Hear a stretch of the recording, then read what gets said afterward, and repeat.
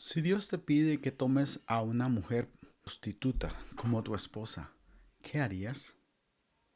Sí, esa es una historia que está en la Biblia. ¿Quieres saber cómo se desenlaza esa historia? Vayamos al mensaje. Una triste historia de amor. En el libro de Oseas hay una historia fascinante, emocionante y también un poco triste. El libro de Oseas es una narración del amor persistente de Dios por su pueblo. Siglos antes, el Señor había hecho un pacto con los israelitas. Él sería su Dios y ellos serían su pueblo. Él los cuidaría, ellos obedecerían las leyes que les había dado por medio de Moisés. Dios cumplió su parte del pacto, pero Israel no. A través de gran parte de la historia, los israelitas no fueron el pueblo de Dios ni obedecieron las leyes de Dios. Antes de nombrar la cláusula de castigo en el antiguo pacto, el Señor nombró varios profetas para transmitir su mensaje a su pueblo, instándoles a volver a Él, advirtiéndoles de lo que iba a ocurrir si no obedecían. Pero el pueblo trató a los profetas con el mismo irrespeto que mostró a Dios. Así lo manifestó Jesús 700 años después cuando estaba en la ciudad santa y dijo: Jerusalén, Jerusalén, que matas a los profetas y apedreas a los que te son enviados. Pero la historia de Oseas no se trata principalmente de la rebelión espiritual o el castigo divino, sino el amor inexplicable e insensante de Dios. Oseas revela un anticipo del Dios que practica la misericordia que Jesús predicaría más adelante. Mateo 5:44 dice: amad a vuestros enemigos. Dios da instrucciones a Oseas de casarse con una mujer prostituta. Gomer, una mujer que vendía su cuerpo. Es aquí donde nacen algunas interrogantes. Por ejemplo, ¿por qué Dios pide a su siervo semejante hazaña?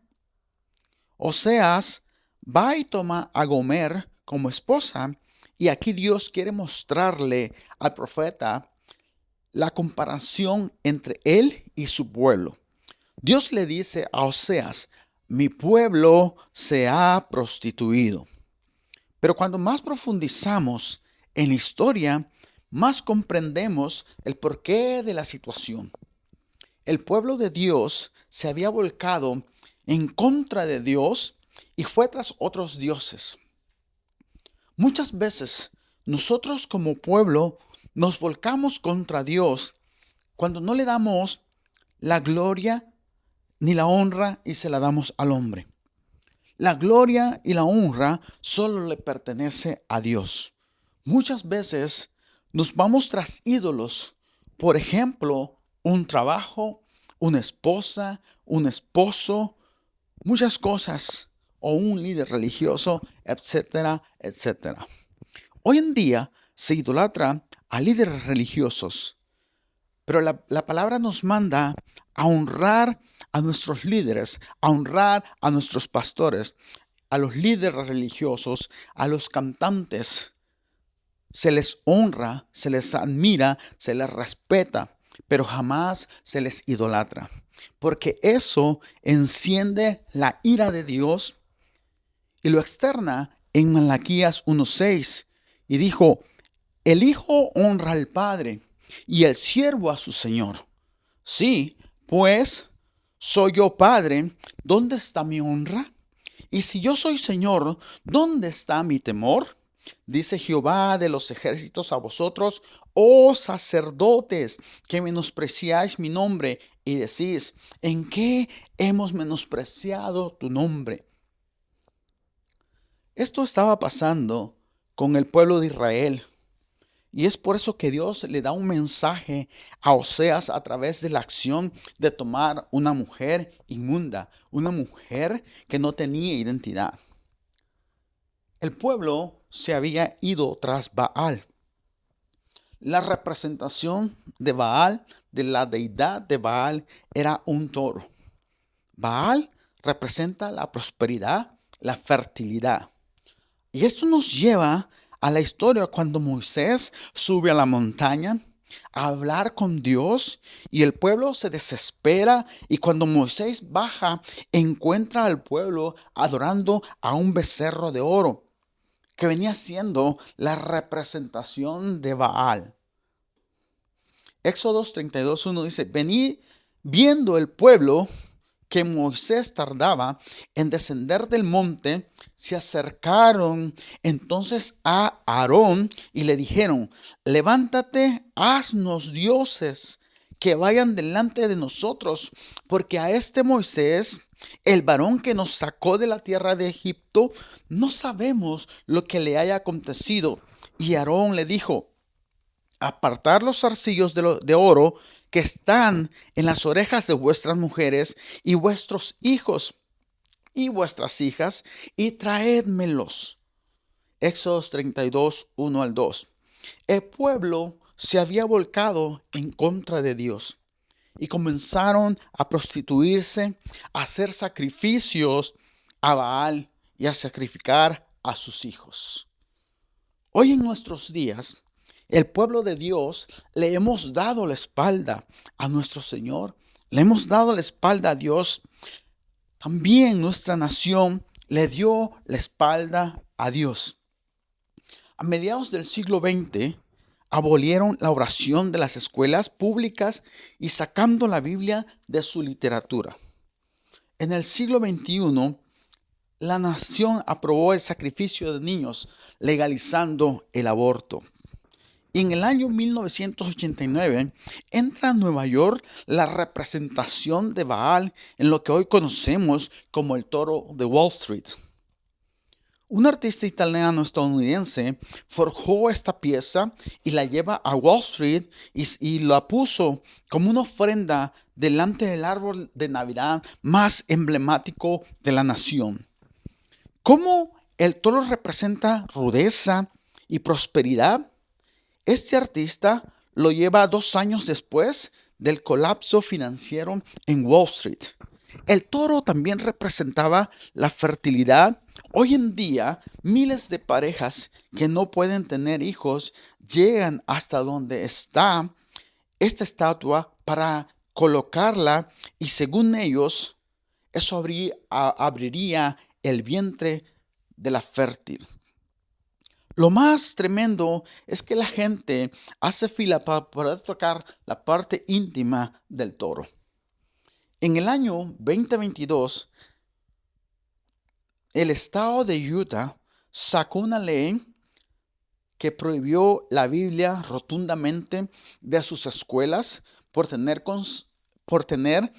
contenido discriminatorio hacia la comunidad LGBTQ+.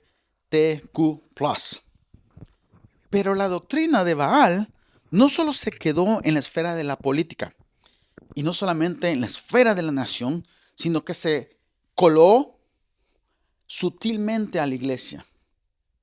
En la iglesia, la doctrina de Baal fue adoptada sutilmente como la doctrina de la prosperidad. Y aquí quiero abrir un paréntesis. No quiero que se malinterprete.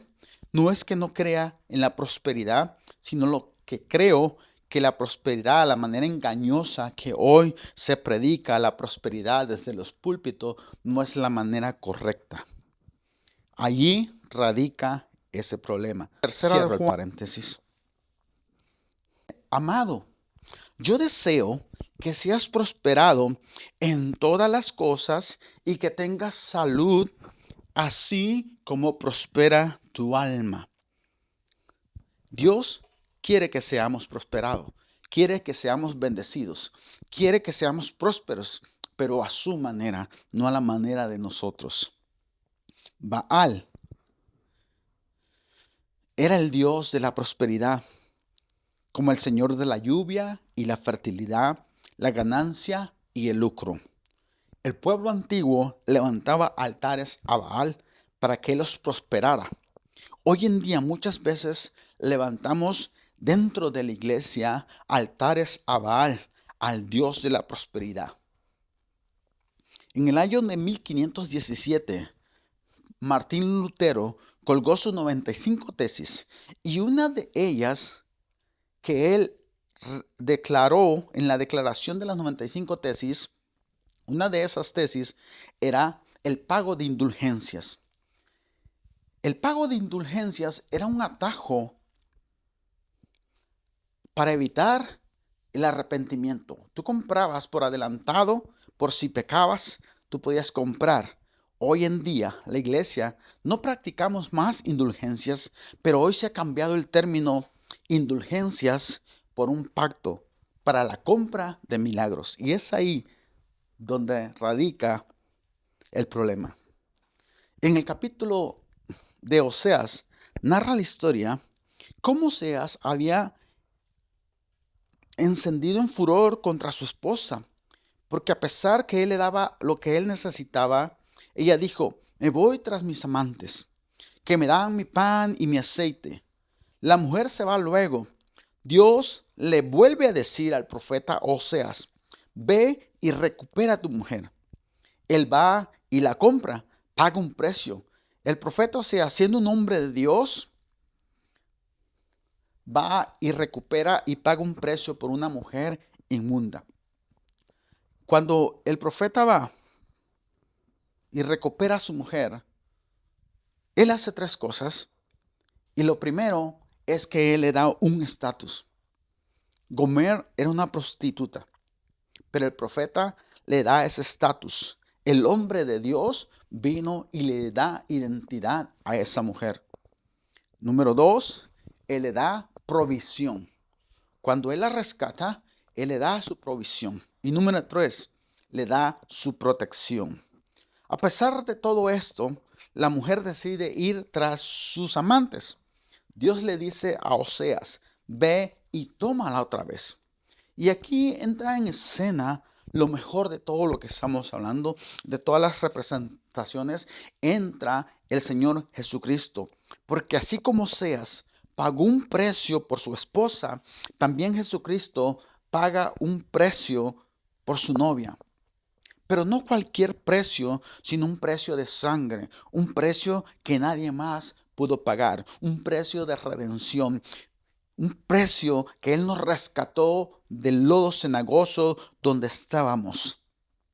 Por eso la palabra del Señor dice en San Juan 3:16, porque de tal manera amó Dios al mundo, que ha dado a su Hijo unigénito, para que todo aquel que en Él cree no se pierda, mas tenga la vida eterna. Él pagó un precio grande.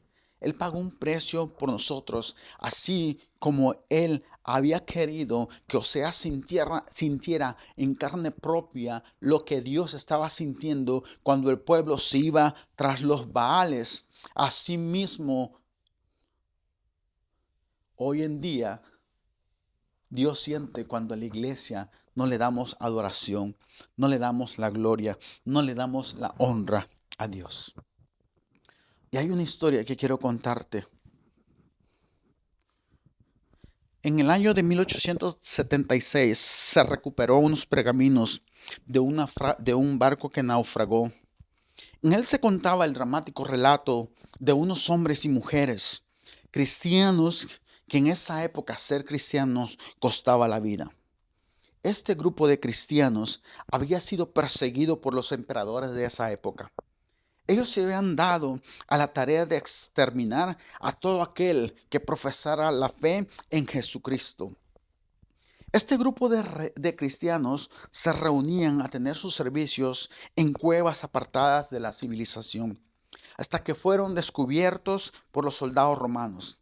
Fueron extraídos violentamente de las cuevas y fueron exhibidos en el circo romano. Estando en el circo romano, les preguntaban si renunciaban a su fe, a lo cual ellos a una voz decían: no renunciaremos. El emperador, lleno en furia, volvió a preguntar se renunciaban a su fe y vivirían, sino de lo contrario serían devorados por las bestias hambrientas y salvajes. Aquel grupo a coro decía, aquel que nos amó, aquel que lavó nuestros pecados con sus sangres y nos hizo reyes y nos hizo sacerdotes para nuestro Dios Padre. A Él sea la gloria, a Él sea la honra por los siglos de los siglos. Amén. Así que aquellas fieras hambrientas fueron soltadas y comenzaron a devorar uno a uno las voces de aquellos mártires, pero ellos nunca negaron su fe. ¿Cómo negar lo que Cristo ha hecho por nosotros? ¿Cómo negar ese sacrificio que Él vino y nos redimió de nuestros pecados? Él lavó nuestras culpas. Él vino y nos rescató del lugar donde estábamos. Por eso el Señor nos dice, en su palabra Él nos dice, venid luego, dice Jehová, y estemos a cuenta. Si vuestros pecados fueren como la grana, como la nieve serán emblanquecidos. Si fueren rojo como el carmesí, vendrán a ser como blanca lana. No hay falla tan grande, no hay pecado tan grande que Dios no pueda limpiar. Hoy Dios nos está llamando a través de esta historia a reflexionar en lo que hemos fallado, en lo que le hemos fallado a Dios, y Él está dispuesto a perdonarnos. Él está dispuesto a perdonar y a limpiar nuestros pecados, y la palabra dice que Él los sepulta en lo profundo de la mar. Tú que me estás escuchando, yo quiero dirigirte en una oración y que oremos juntos y que le pidamos perdón a Dios por nuestros pecados y que le digamos, Señor, aquí estoy, perdóname, Señor. ¿Por qué no oramos juntos? Señor, en esta hora, Padre, venimos delante de tu presencia, Señor. Primeramente reconociendo que somos gente, Señor, de carne y hueso y que fallamos, Señor. En esta hora yo me arrepiento de mis pecados, Señor. Yo me arrepiento, Señor, de mis pecados. Entra en mi vida, entra en mi corazón, Señor, y haz tú, Señor, un altar en mi corazón, Padre. Hoy en este día te entrego mi corazón. Me arrepiento, Señor, y te pido, Padre, que me perdones y que escribas mi nombre en el libro de la vida. Amén. Amén.